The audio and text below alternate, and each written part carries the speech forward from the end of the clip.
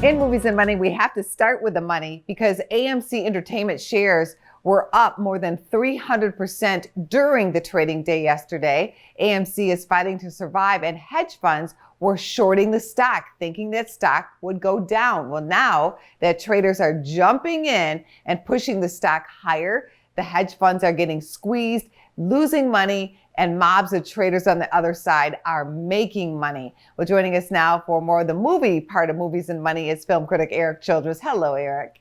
Hi, Angie. Last week, you were on the show and you hinted that studios were not done shifting schedules ahead of the summer season. And it's happening. It was less than 48 hours later that we began to see the exodus led by the announcement that James Bond, No Time to Die, was moving once again from April 2nd back to October 8th. Which then scared off the recently moved comic book vampire tale Morbius from that date into January of 2022. Now, fellow April release dates also moved quickly, including A Quiet Place Part 2 back to September, the Tom Hanks science fiction film Bios, and Edgar Wright's horror film Last Night at Soho into a pre-Halloween slot. Then Disney's 20th Century Studios followed suit, moving its two April animated comedies, Ron's Gone Wrong and Bob's Burgers the Movie, and that was just the beginning. Eric, as the COVID-19 vaccine is now getting out to the public, how much of a role does that play for these movie studios? The simple reason for these shifts is that the world got to hear some unfiltered data coming from Dr. Fauci and the Biden administration about the state of vaccine distribution. The president's optimistic plan of 100 million vaccinations in 100 days does appear to be on target, but those numbers still mean that less than a third of the country will be vaccinated by the end of April, hence why that month now only has a handful of wide releases left. Sony finally moved its February releases to later in the year, and even went so far to move Ghostbusters Afterlife from its June slot back 6 months to November, and then put Peter Rabbit 2 on that June date.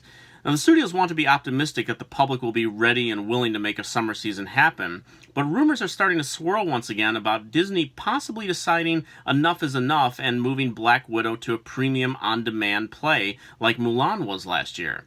We consider the implications of No Time to Die now being moved back for a third time since the pandemic began. It's the most expensive Bond film to date at over a cost of $200 million. By switching to an October release date, which is nearly 2 years from its original release date before the pandemic, their product placements are going to be out of date, and any scene highlighting them may have to be reshot with the updated products. Anyone who does not believe these delays are costly, know that it is estimated that it is costing roughly $1 million for every month the film is delayed. Here's a shelter-in-place movie to watch. The Little Things, starring Denzel Washington, is premiering on HBO Max. Here's a look. We are taking a 24/7 all-hands-on-deck approach to these cases. Guy's a shark. If he stops, he dies. He likes to drive, probably has a decent car, maybe 2, high mileage. You must really like my car. I do. How's the trunk space? What's your review of this film, Eric? Well, this is a new film from director John Lee Hancock, who had previously directed The Blind Side and Saving Mr. Banks. It is a cop thriller with Denzel Washington as a smart but disgraced former detective who winds up getting involved with a new hotshot in his previous department, played by Rami Malek, on a series of murders that may connect to an old case of his. As things progress, their prime suspect becomes a creepy weirdo played by Jared Leto, and much of the film becomes a did he or didn't he do it scenario.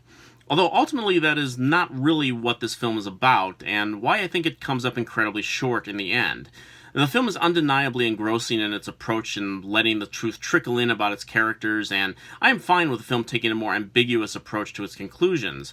Except when that aspect is tied directly to a single character's behavior, the film has to make us believe in the Malek character's arc, and this film comes up way short in that territory.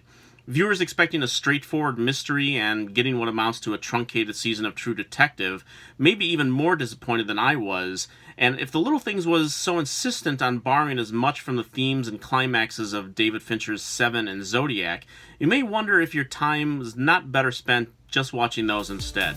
All right, thanks so much, Eric. We'll see you back here next week. Thank you, Angie. For more Business First AM, check us out on social media. We're on Facebook, YouTube, and Twitter. And go to businessfirstam.com for where to see our show on TV.